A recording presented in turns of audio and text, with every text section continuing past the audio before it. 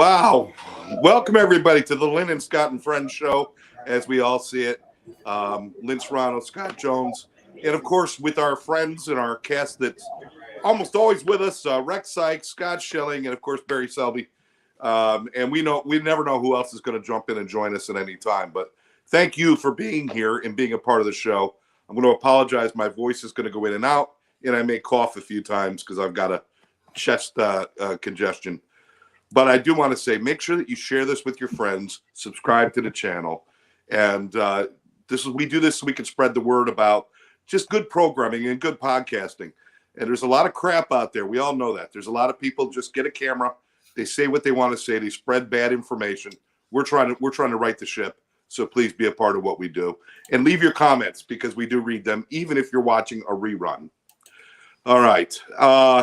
Again, thanks everybody for being here on Tuesday. Rex is joining us from a restaurant, going above and beyond to join us here, and we're going to give him the floor first because he may have to cut away because he's with friends.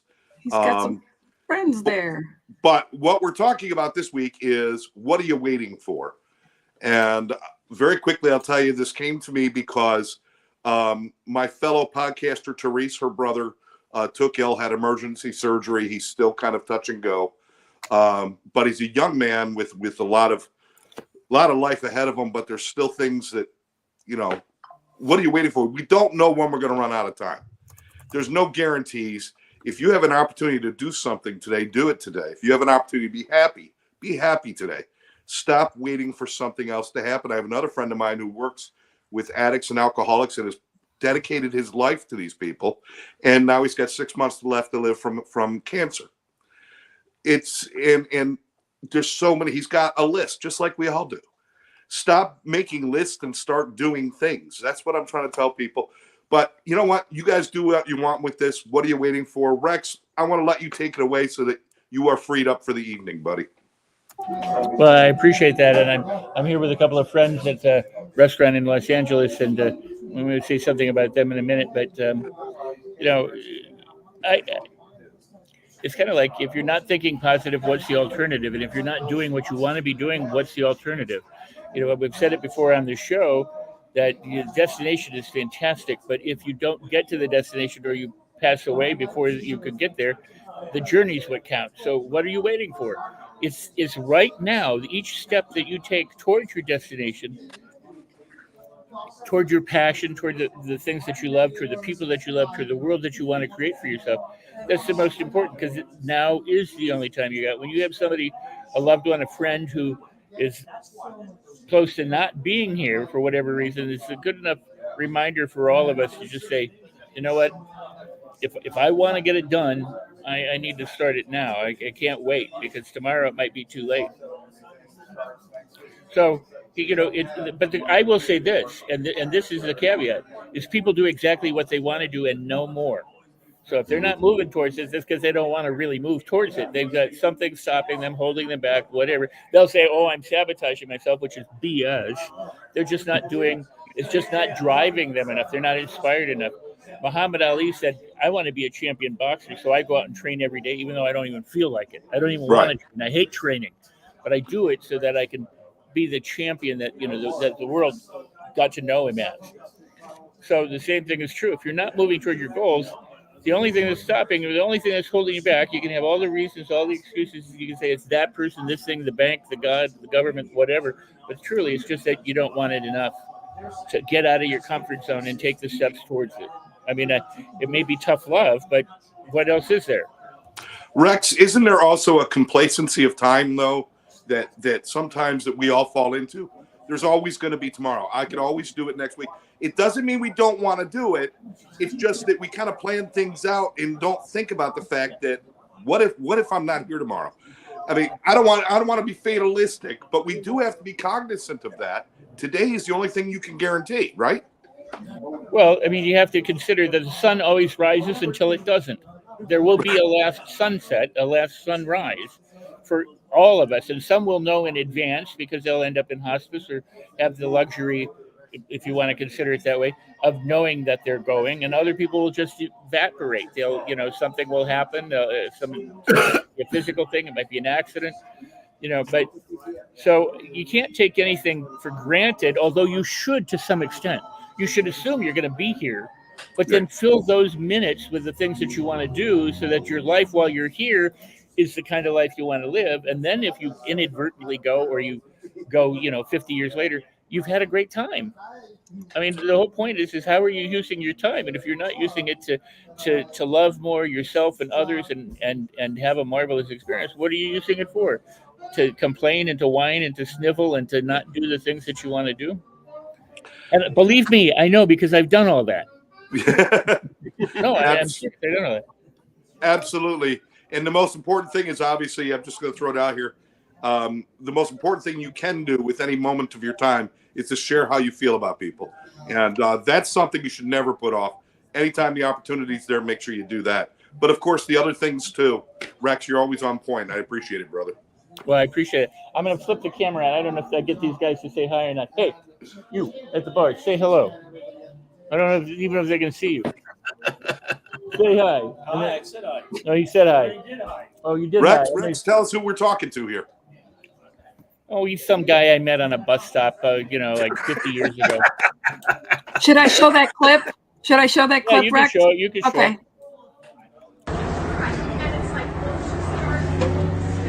So my point is, it's good to know. Yeah, I'm here with Steve Sikes, otherwise known as Rex Sikes. We were in acting class together in the early 70s. I made it, he didn't. What? Who said that? No, you know him as Scott Baldwin, General Hospital. Hey, a third Scott. That's right. They're everywhere. They're everywhere. Not cubed. So, and we're here with David and stuff. I just got into town today, and I've got a number of days here. I'm getting my award on Saturday. Oh, wow. Yay! Congratulations. Thank you. So I'm here. I want to hook up with Barry and anybody else that's around. I've got back-to-back meetings with friends and stuff that's going on, but so it's a tight time, but it's great. And I look at Barry. We're gonna figure out a way to intersect somewhere, and everybody have a great rest of the show. I'm gonna go so I can spend time with Yes. you. And thanks, Scott, for saying hi earlier. And thanks for making time, as always, on Tuesday for us. We love and appreciate you. He acts tough, but he's really a pussycat. Yeah, and I hope everybody honors you the way you should be, because I love you so much, and you should be honored. And we love you here. We love you. And thanks for sharing with us. Thanks for sharing with us, and not only sharing, but you're right now demonstrating what we're talking about. Yep. Spending time with people that you care about. What are you waiting for? Yep. You do it when you have the opportunity, right, Rex? And I'm spending time with you guys too. We love and appreciate you. Appreciate Well, that. of course. It goes both ways. Oh. I mean, I'm here with my friends. That's right. Remote. Yep. That's right, because we have you under contract. That's right. Forever and ever. Love you, Rex. Love you, Rex. Love you. Thank Bye, you. Over and out. Have a Bye. great day. Bye-bye. So what's so interesting about this topic, and Lynn, I put it in the private chat because I couldn't get it in the comments, but literally yesterday morning as I was going to the gym for King and Country's What Are We Waiting For came on. And I so listened to the words. It was so amazing. And I've heard the song many times, but I don't know that I ever stopped down and really listened to the words. And so I put the YouTube link to it there for anybody who wants to see it or experience it. But it really, like I say, it's funny because I came up and I went, did I talk to anybody about this? No.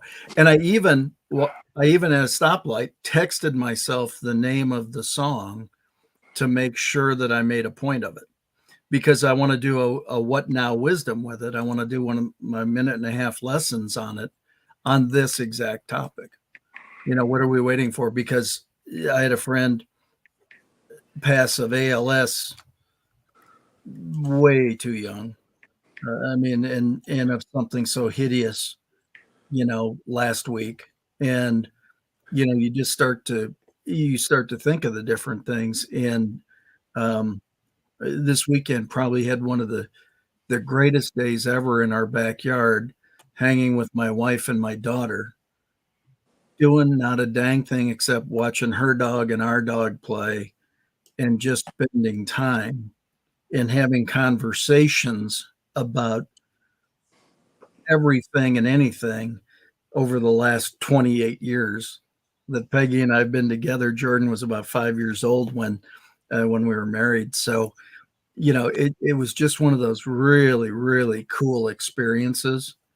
And we sat there, and she even said, she said, "You know what I've really noticed since you've gotten your hips done?" And I said, "What's that?" She said, "The joy between you two." Oh, That's awesome. wow, That was really cool. that is so cool. I'm gonna have to spend some time with this song, Scott. I just looked it up. I've never heard it before. Just look at the lyrics; they're just fabulous. I just posted it. Thanks for posting that.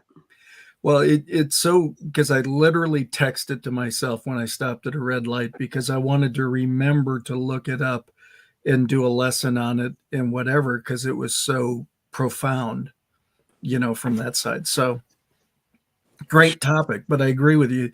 Why are we, what you learn, and we talk about it because we're all of similar ages. Some are younger, you two young pup hosts, Wait a minute. I used to sell cars, and what I understand is not the age of the car, it's the mileage. Well, that's what I was going to say. And I've had to tell Your my liver own might be back 430, but no, but the point is that you do start to really recognize what's important, and it's not all the other junk. It's the recalling the good times and living more good times and having more of that.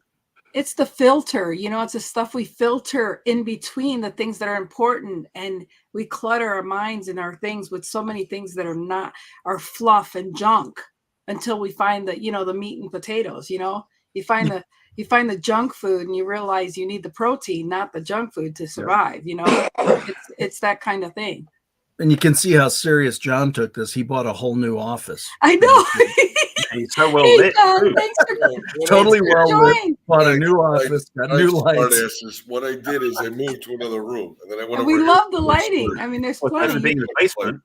So then I went over here, and there's not enough light. I swear to God, You're a superstar. You got a lot of voice on you. That's good right there, John. Yeah, right there. Yourself. That's a good spot right there. I can't hear you. John went and bought a whole new house. That's right. And the mortgage, he mortgaged himself. I'm not waiting any longer. The mortgage rates are going up. I am going to take care of this now. So nobody else is buying a mortgage. I might as well. No. Did you bring the family, or is it just you, John? I think it's just me. I'm not sure where everyone's in. Well, hey, as long as you're working from a comfy position, John, why don't you talk to us about what are we waiting for when it comes to doing things? Why are we putting everything off? And, shouldn't we be happy today? Stop waiting, right? And it's funny you said that. I had a gentleman on this morning on my team meeting, and I know that Lynn knows him very well, and he's been out with Debbie. And I just got off that call with Ryan Serrano, the monthly call we have with Ryan with the mortgage thing. I do mortgages, in case you didn't know. But both of them, it's funny. I know, shocker. It's funny when the theme carries through to this morning, to Ryan at 5, to here at 6, and it's all the same. And I brought that up this morning, and I said the funny thing is if this was one person telling you this, to take advantage of the time you have, don't wait another day, do all this. Okay, that was it this morning. And then Ryan brought it up at 5, and then you guys are bringing it up at 6.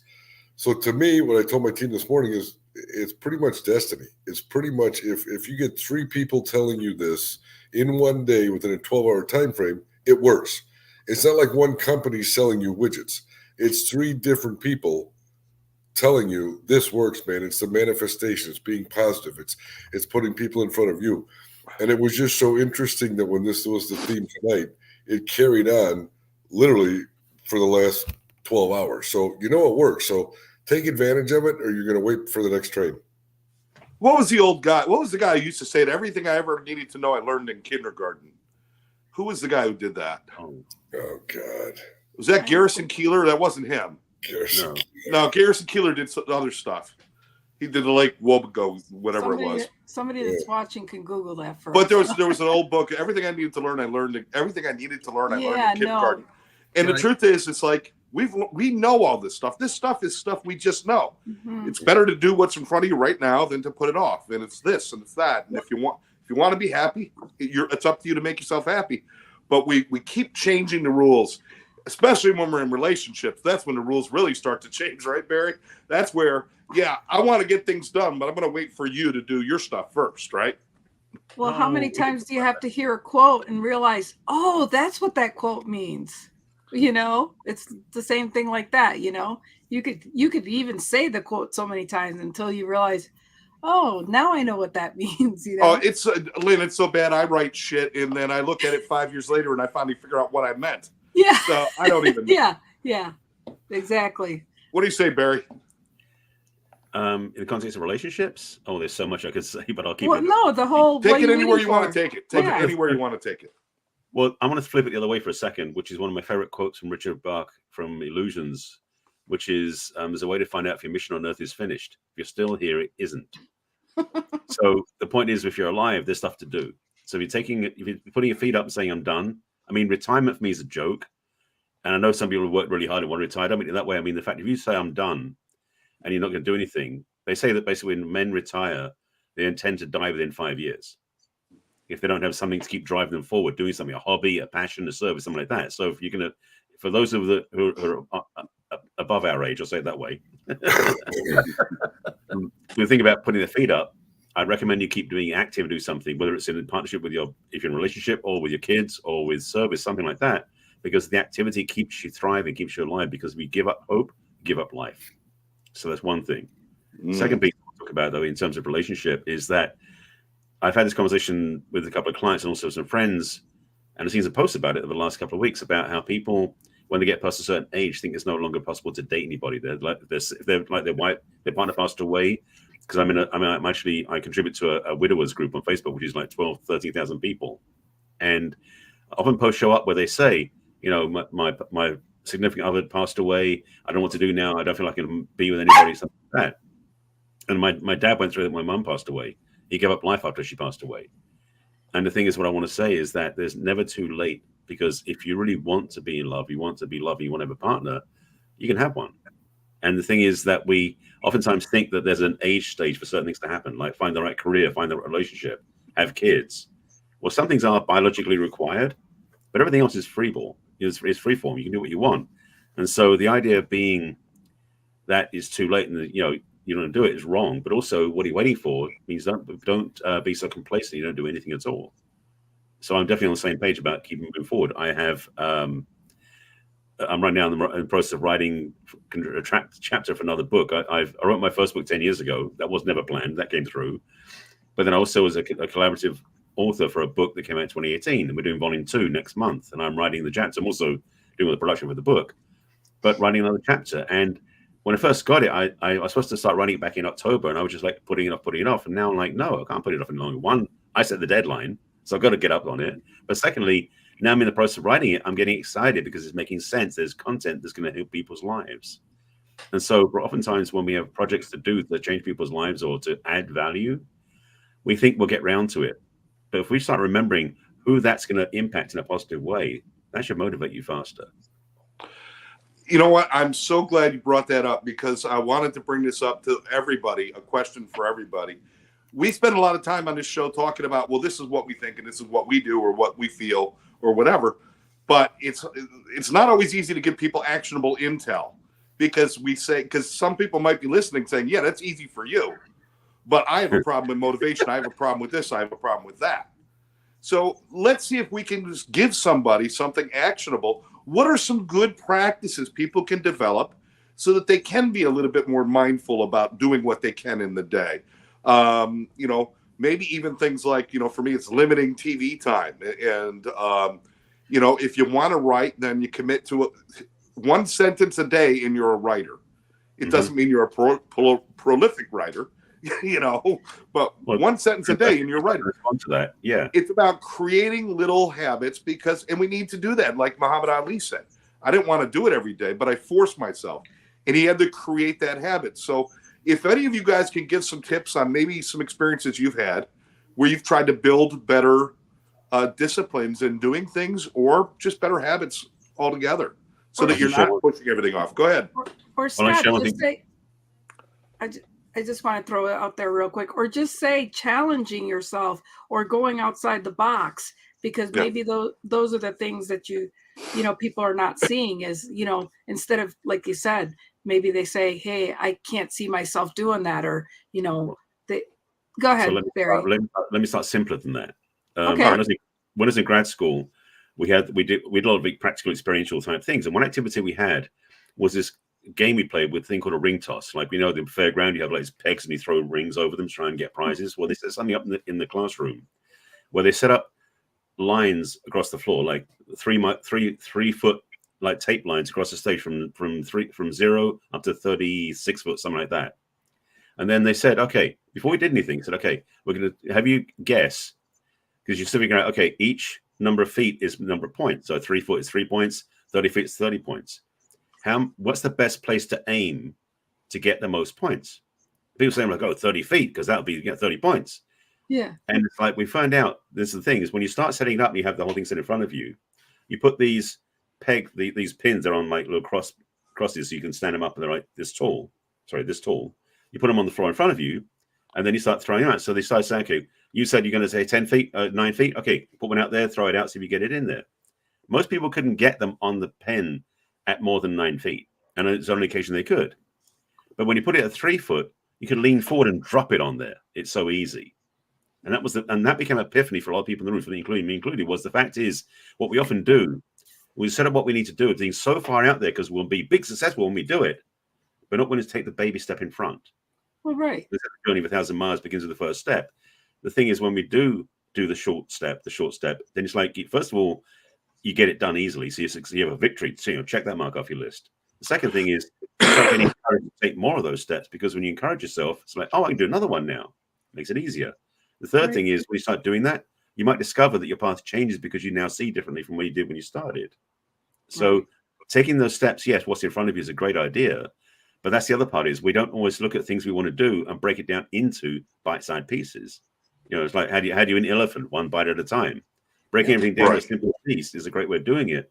And I've learned, like with the chapter, I started writing out things like as like bullet points first, just to get my ideas out of my head onto some form to write from, then expand a couple of them. I'll now go find some quotes that inspired me too.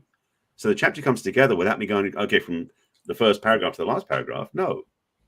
So everything you do in life, you can build from where you are and do step by step. So that's one piece of it. I like that a lot. It's about not about just jumping in and taking the action, but your perception of that action and what each piece of that is. I like that a lot. And who would have known that our friend Barry went to carnival school? I mean, that's so cool. That's what I used to do. Great school. That's what I wanted to do. A Coke can like nothing. That's what I did when I wanted to start running. I used to go to Onondaga Park, and I used to go run as far as I could go. But then I would say, okay, I'm going to go past this one tree, or by the pool, or by this, by the gazebo. And I would just mentally do that. And by the time I'd get there, I'd go, but you know what? I can still go. And I'd push myself and I'd push myself. And I technically never stopped, but I gave my mind the permission that if I get there, I can actually stop. And then I'd make it right past my car. And then I say, okay, let's just go one more time. And, and next thing I know, I just did 2 miles around, so, like you said, but you just got to challenge the mind and realize you achieve something every day, just something to say, I moved the needle. And I saw my doctor, I think it's been a month ago, and I told him I wanted to start doing fasting because I have pre-diabetic. And he's like, can I do 2-day fasting? I was like, just maybe 1 day, blah, blah, blah, blah. And so, he gave me permission, and I started doing protein stuff and whatever. And I've already lost 15 pounds in like almost 4 weeks, but I keep saying it's not fast enough for me. But then when I realized, I guess that's pretty good, but I've been doing the protein shakes instead of actually fasting, but I got his permission with fasting. So, I mean, like, I've got some play and whatever, but I'm taking it day by day. I'm either not fasting or, I'm giving myself protein instead of fasting, but, I'm doing things, but I'm taking every day, and every hour by every hour or whatever. And so it is just taking action and doing whatever. And I'm inspired by my daughter and whatever. And, it's just every day going, moving the needle, and that's all you can do, and that's Lynn, that's fantastic. I'm proud of you. You're doing great. Thank you. You're doing great. I And think the biggest Scott. part of this whole thing is like Barry said, you just got to start. You got to do something, and again, we talk about it a lot. It doesn't have to be any grandiose anything, right? It could be contacting, I don't want to steal John's 6 calls and, talking to, but it's the, if you, I find when I get up in the morning, there are some days I have zero desire to go to the gym, but I get dressed and I walk out the door, and most of the drive there, I'm going, boy, I would rather drink this cup of coffee than walk into the gym. But by the time I get there and I actually walk in, well, now I'm there. Mm-hmm. Well, hell, I'm here. I might as well do right. And then all of a sudden you get yourself going. So, I mean, it's really about taking and just creating movement, so it's the same thing. What are you waiting for? Whether if it's in a relationship kind of situation, or you haven't talked to somebody for a period of time, what are you waiting for? Call them, but they might not answer, but they might, and all those kinds of things, I want to be kinder. Great. Be kinder, smile at people, do something nice for somebody, help somebody out. A woman in line today, I don't know what her groceries were, but it was something and 18 cents. And the woman said, do you have 18 cents? And I said, I do. Instead of having her dig through everything to find 18 cents, it's like, do something, right? It's not a grandiose, that you have to make these massive changes. But what you start to find is when you do things consistently enough, that becomes your new daily success habit. Now, Scott, that's almost something that you have to experience to really feel it. Because, I mean, if I go out and buy the Nikes, I'm thinking I'm going to run a marathon. But it doesn't. But tomorrow morning, I'm not going to run 26 miles. Tomorrow morning, I'm going to get up. I'm going to run probably, 1,000 yards and start huffing and puffing. And then whatever's going to happen is going to happen. But changing that mindset is a very difficult thing, because we all do want to have the prize. When we want to lose weight, it's like, it's going to take that long to lose the weight. Yeah. I'm no longer looking at going to the gym tomorrow. I'm thinking about the year that it's going to take me to do what I got to do. Well, changing that mindset is a very difficult thing, isn't it, Scott? Well, it's still a day at a time. My son had texted me the other day and said, what are you up to? And I kind of told him, I said, what are you doing? He said, well, we kind of hung out and recovered from the marathon we ran this weekend and everything. And so just kind of chilling and hanging out. He said, what'd you do? And I said, well, gosh, you just reminded me the last time I did a marathon, the car just about ran out of gas. It's like, the point is just have fun with people, do different things, whatever. And yes, but part of that is the feeling. Okay. So I just said something that was goofy and you guys laughed. That's the feeling. Right. That it's like, wow, something so simple as saying something goofy could bring some joy to somebody, or that they laughed about it, or they do. So again, a lot of this stuff is, you can set out a plan, and there are specific temperaments and specific types that need to have everything planned before they go execute, or you can just move. You can just go do something. And as you do something, you gain all those experiences, and those experiences, if you're observant through those experiences, what did you learn from doing it? And all the different stuff. Peggy flipped on this show, Road Rage, the other day. People do some of the dumbest stuff. I'm gonna.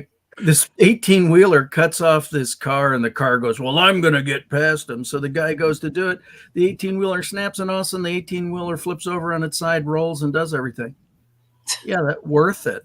Boy, that was. What are you thinking?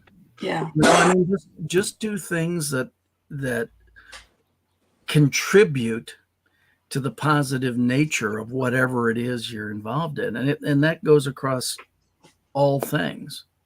It doesn't have to always be big. In fact, typically more small things are a whole lot better. Well, that's a really good point.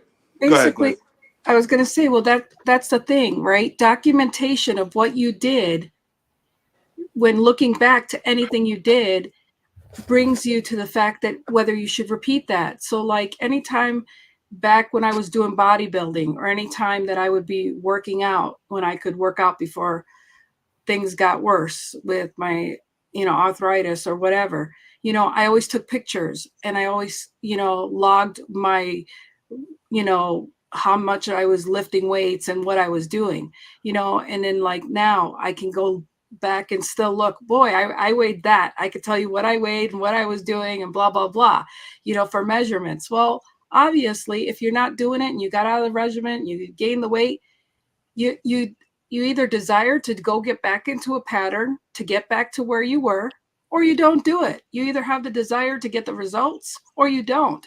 So just like you were saying, it's just, you're either gonna know from the mindset of if you desire those results, and then you go back and look at what you had, and either you repeat it or you don't, or you go find another way of doing things. So it's just a matter of that either inspires you, motivates you, or nothing else will. So, that's just Absolutely. Absolutely. It's also funny, if I have an expectation of the reward that I'm going to get from doing something or achieving something, like I had this thing about, I was up for this radio award for when I used to do radio in drive time. And I got the award, and I thought the whole thing was going to be the big accolades and all that stuff. And you know what? That was cool. And it was great. It was good to get my little trophy. It was good to get all that stuff. But when I came home, my son gave me a smile because he saw me with this trophy, and he was proud of his father. And I spent many years not being a father to be proud of, but this was when I was doing better. And I realized, wow, all the things I thought were going to be the real rewards, the real reward was this little smile, this moment I had with my son. And I think that's why I'm saying we really need to pay attention, because it's the little rewards that we get along the way that really are what makes life great. The big stuff at the end, I mean, if that's all we're counting on, we're going to be waiting a long time. And if we stretch that time out, we're never getting anything. It's got to be about the journey. Rex said it, Scott, you said it, Barry, you said it. We've all said it. John, what do you think, brother? It is one of those things. It's those little simply daily reminders to strangers. We've talked about it before. Where is that stranger going to take that daily reminder? They're going to go home and go, honey, some dude I just met said I look good, honey. It's just a little pat on the back that I don't think enough people do. And it really comes back to, again, what we've talked about before. It's back to the basics. Make people feel good about themselves, whether you're married to them, they're your kids, someone you meet on the street, someone you see in the supermarket. A little compliment goes a long way, and the reason is nobody does it. And if you do that to that person, and that person was like, that's pretty cool, I'm going to try that. It's like a domino effect. It's simple to start, and you just might want to make sure everyone continues it. And I want to add what he said there. Why do people not say what John said to somebody and then find out tomorrow they passed away, and then you're at their funeral saying, I wish I told them what John just said. So I just want to add that. There's always opportunity to regret. I wish I had done this, or wish I had done that. But, or said that. Or this. But to have those moments where it was so clearly easy, if we would just open ourselves up to tell people how we feel, or to just try something different. You go out to a restaurant. If you love steak and you eat steak every freaking time, you might never find out how good tilapia is. Try different things. Take some chances and explore. You just might find out that lobster's fantastic and beets should be eradicated from the earth. They're horrible and all. I like beets. Beets are terrible. It's like the earth. You gotta roast them. You gotta roast them and have fun with them. You gotta really cook them right. That's the thing. Pizza Roast them. I eat them fresh. Roast them and have fun with them. Roast. As in cooking fun, having fun cooking with them. I don't mean something else. Unless your mind's going somewhere else. Fresh. No, I was just wondering if that was the title of your next book. So Having fun with No, beans. But something you're talking about though, because Lynn, you said about, and Scott, you said the same thing, and so did John, about, you know, not waiting to say that you care about somebody. Here's the flip side of that. Not waiting to do the healing work so you can be free to love again. I took this on my broadcast a lot when I'm in my podcast as well, is that I am so aware of people who carry on grudges, upsets, wounds, shame, guilt, resistance. They never do anything about it. And that's like carrying around extra 50 pounds of weight on your back. Yeah. Sometimes literally, because your body stores the message. I'm sure your body keeps the score, that's the book title. Yeah, right. So the idea being is that if we are really wanting to do something for ourselves, for our lives, if we just did that much work, which is all internal, doesn't require anybody else, maybe a guide or a coach or a therapist, but doing that work will change your life, because how you see the world will transform. And when you discover that all the stuff you're carrying doesn't have to be on your shoulders, you'll feel so much lighter, and you'll probably end up having a lot more life ahead of you. So don't wait to do that. Absolutely. You know, and we see that a lot with people with trauma in their past, or troubles, or any kind of issues that they're carrying around. The longer you keep shoving them down inside and you don't deal with them, the deeper they become enrooted in a part of your core. And so it's almost like, you know, you're working with a rotten inside. And what are you waiting for to share things with people? What are you waiting for to heal yourself, to take care of yourself? I mean, Scott, I mean, it's as simple as this. You had bad hips. Well, it's you funny. could have just skipped it, right? Well, what's really interesting is after my daughter said, you know what I've really noticed is how much joy you and Peggy have together today, and that you're back just really enjoying life. And so I literally was just reflecting on that statement going, man, all this stuff, I know why I waited to get it done. There were all sorts of different reasons, quote unquote, right? But had I known that I could have more joy, that I could be back, you know, we're sitting talking about my daughter going, hey, Dad, I played golf the other day. Why don't you and I go play golf? I mean, I can't tell you all the time she was growing up how much I wanted her to want to do that, right? And she said, there's this 9-hole course and it's not long and it's crazy and we could just go have fun. I'm like, I'm in, right? And so you start to go, but I couldn't do that prior to I couldn't do a lot of things prior to the hip replacement. So again, I was reflecting on the, and I talk a lot about this in sales training and presentation, putting people in the after state, that they're already experiencing the benefits of whatever action they've taken, right?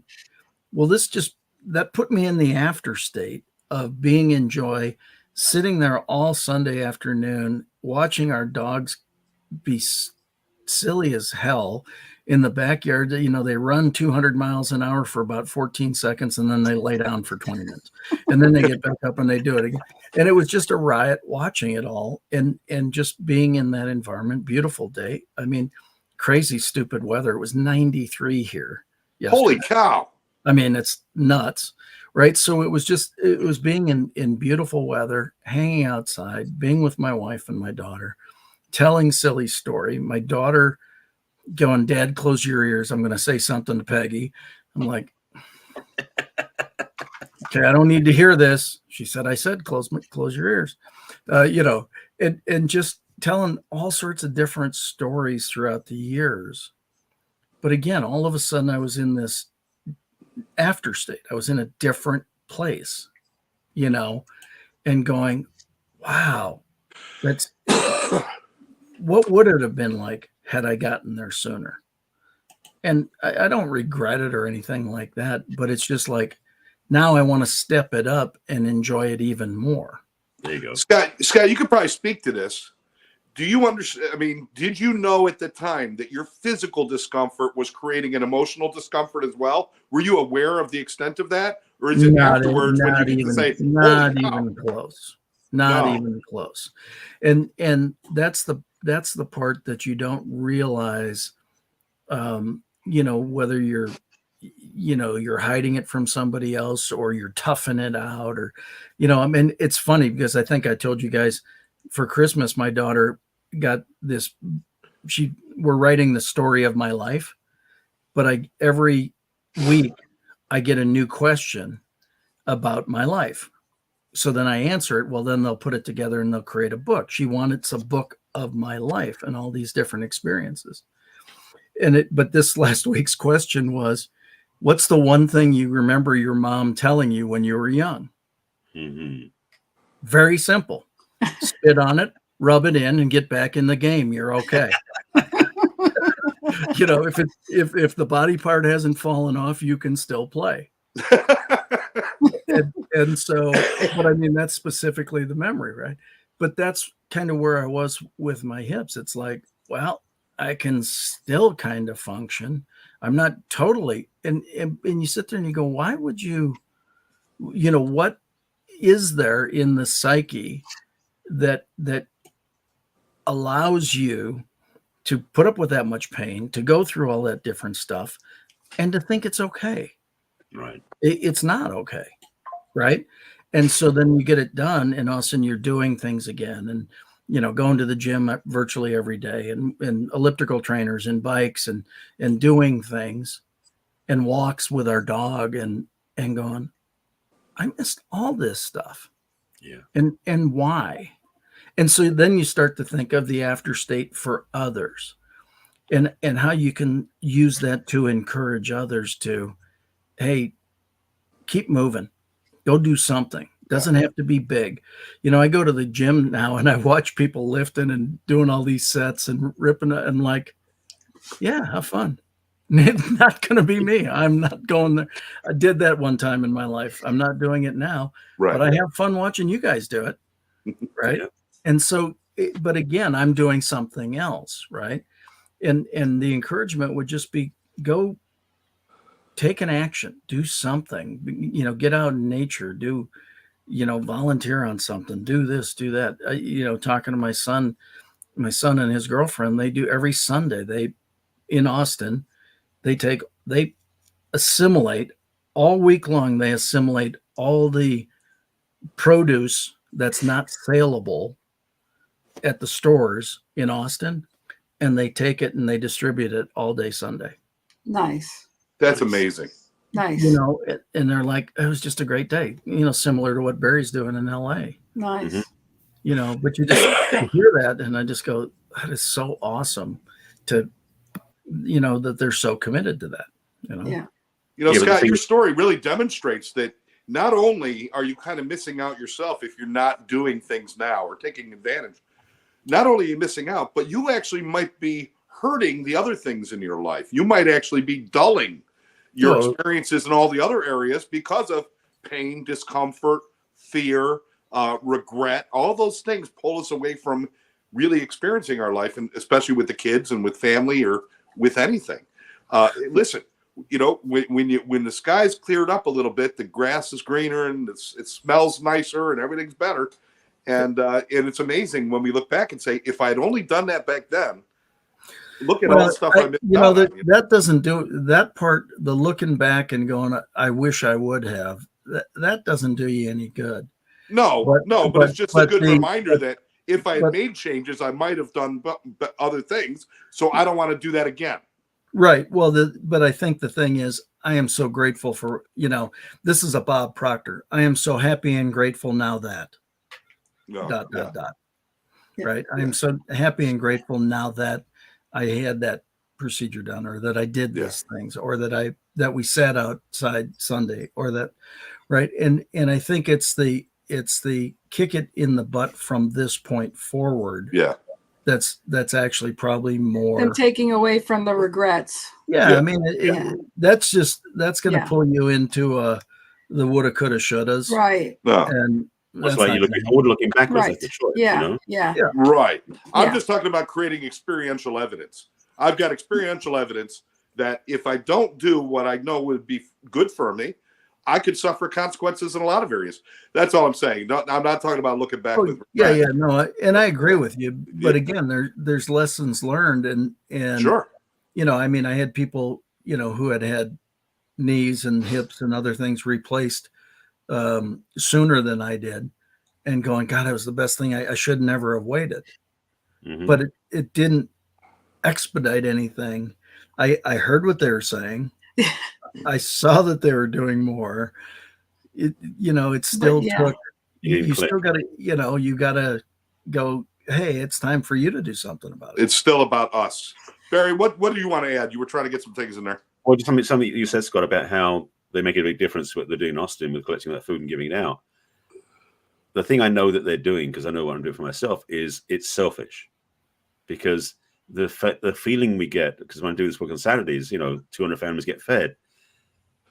I feel so proud of what we did as a group. I didn't get anything physical from it at all. But there's such a sense of joy and of celebration, which is one of the things about, what are you waiting for, is when you do certain things, it's not about the doing of it, it's how you feel about what you're doing. And so my joy on Saturday afternoons when I get back in, I'm exhausted and my arms may hurt from lifting all the boxes and stuff. But it's just such a great feeling. So I know what they're doing in Austin is selfish in that way because they're enjoying what they're doing. Yeah, it's a lot of work, but the end result is so uplifting. It's worth doing. And I think that's why I love doing this stuff too. And so one of the things about what are you waiting for is oftentimes we put things off because we're afraid of what it may turn out rather than how good could it be? Because that's the other part too. We can switch our gears about what our focus is going to be when we're moving forward. And oftentimes what we do, because we're wired that way, is look for the worst case scenario. Like, oh, how bad could it be when it does that? It's like, I don't want to do that because it's going to be horrible and it's going to be this and the other. But when you get to the other side and discover 90% of the time, it's way better than you could have expected. That's where the fun is. Absolutely. Absolutely. John, what do you think, man? Kind of like summing up pretty much, fun is key. And it's going back to starting your day and having fun. And, you hear all these things from Christopher Rausch this morning, again, to Ryan Serrano this afternoon, to you guys now, I know I repeated it. But the thing was, before you open your eyes in the morning, start your day. You're going to have a positive day. You're going to do it. If before you open up your eyes, you're like, oh, traffic sucks, things are bad, it's all mindset. And I didn't get into it, and then now I got into it. Man, it makes such a difference. But the thing is, like everything else, you got to have patience. If you start it Wednesday morning, it's not going to happen Wednesday afternoon. It's like anything else. 6 weeks is a habit.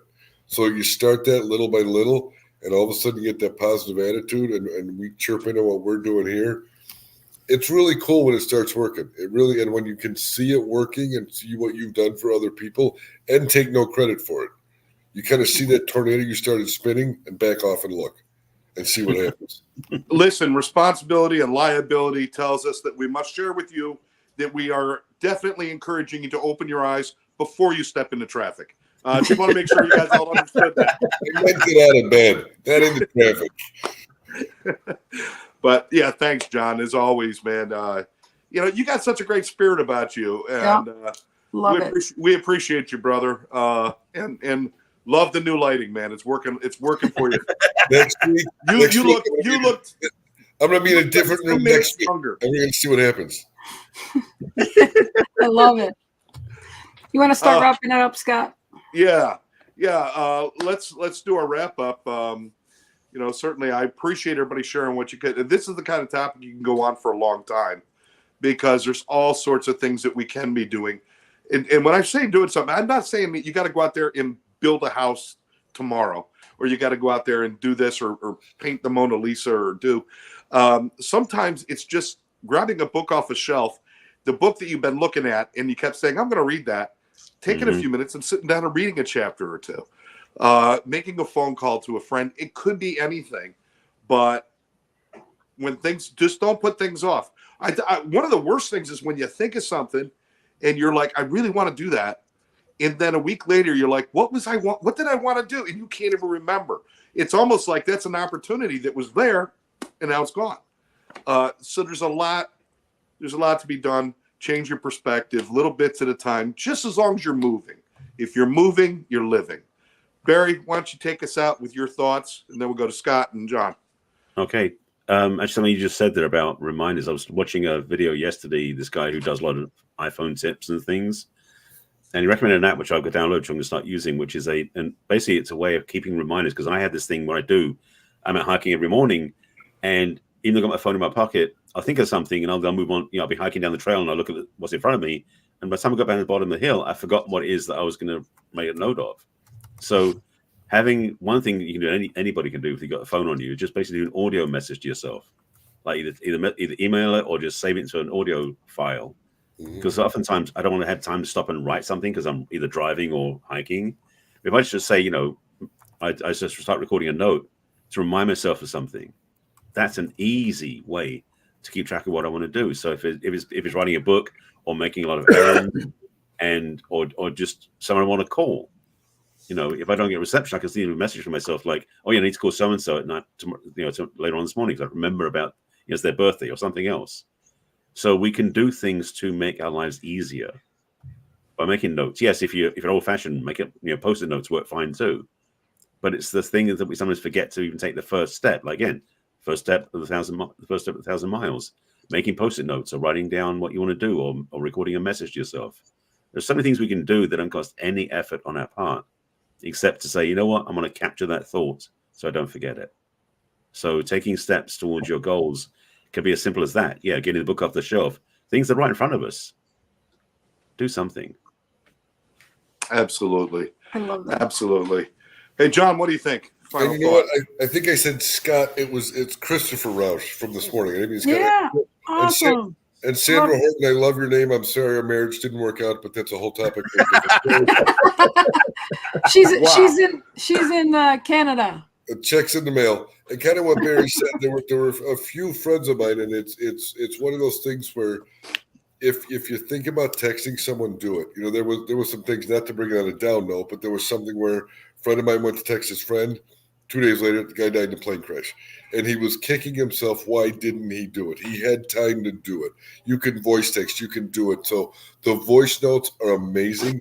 But, man, if you're thinking of someone, send them a note. And out of the blue, why are you thinking of me? I'm just thinking of you. Just want to say hi. Have a great day. Again, 10, 15 times in the morning. You never know what effect you're going to have on someone. You never know what a simple message could do to change someone's trajectory for that day, which what's that going to do? Change someone else's, like you guys do to me every Tuesday. So thank you. You're welcome. Thank you. And again, for liability purposes, we must say we are not saying from this show that John was married to any of our listeners. Yeah, especially in another country. She had to flee the country. No, just kidding.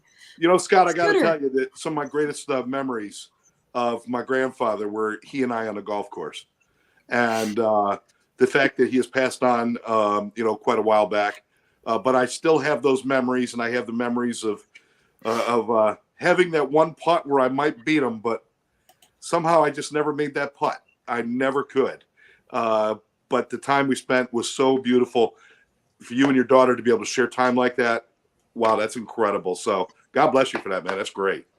It was exceptional. I even, as I started the work week yesterday, working with a client, we're kind of recapping or where are we going this week? What are the things that I need to do? And here's what's on my tick list.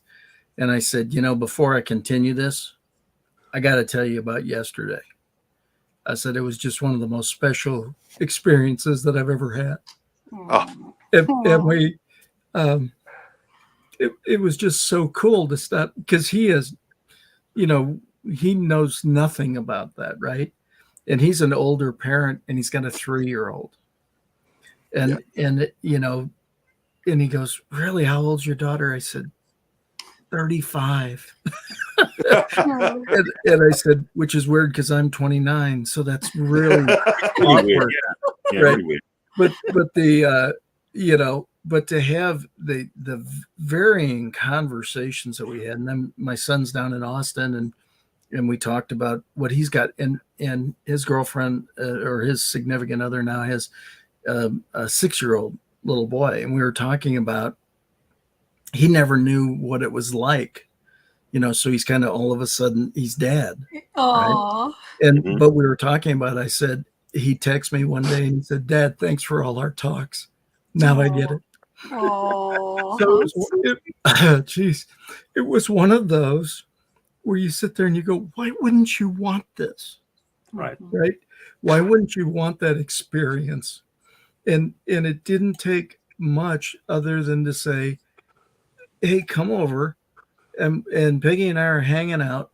It's wine o'clock, and we're drinking a little wine out on the patio and just chilling and watching Wilson play in the new sod in the backyard, and bring Kilo over and let's introduce him, so that it didn't, things don't have to be so planned out and so rigid and so this and so that, right? Just let it flow. Yeah. But by the time it was all done, we were, like I said, we laughed all day and just about silly stuff. And then it carries into, the work week starts, and it's like, let's go here. And, I went to the gym, and the guy said, did I see you yesterday? And I said, no, I took a day. And he goes, well, I missed your smiling face. And that's the way he, greeted me as I came in. And so we're not the only people who do this, people. These are little actions, little statements, little things that can mean so much. And my daughter goes, Dad, Taylor, my son, he is all your heart. He is the most empathetic person on the planet. She goes, I thought you were, but you gave that to Taylor. Now, all your athleticism, you gave that to me. So we are perfectly you. It's just I'm one half of you and he's the other half. It's like, okay, done. Mic drop. What more do you need than that? Right? And so I would wish that for everybody too. And it was not always like that. There were some tough times. And my daughter even said, I might have been a little tough for a while, so even having those conversations, saying, it was what it was at that time. That's okay. We made it through all that. Right. Wow. And so I think that's, somebody said, how do you know? Hey, you've been through everything successfully at this point. I said that to you, Scott, when you were saying that about, when you told us a couple of weeks ago, and I texted you and I said, you've been through everything you've been through and you're still here. It's going to be okay. Yep. These are tests. These are different things that we go up against, but they become our testimonies. Our messes become our messages. We get out there and we can serve more people because we have greater experience. The only thing you have to do is have some want to, that you want to share this stuff. You want to be vulnerable. You want to open yourself up. You want to, I got friends that they create an over and under of when I'm going to cry on stage, because the emotion will hit me at some time, typically. It's not planned. It just does, but it's okay. So it's okay for everybody that's listening as well.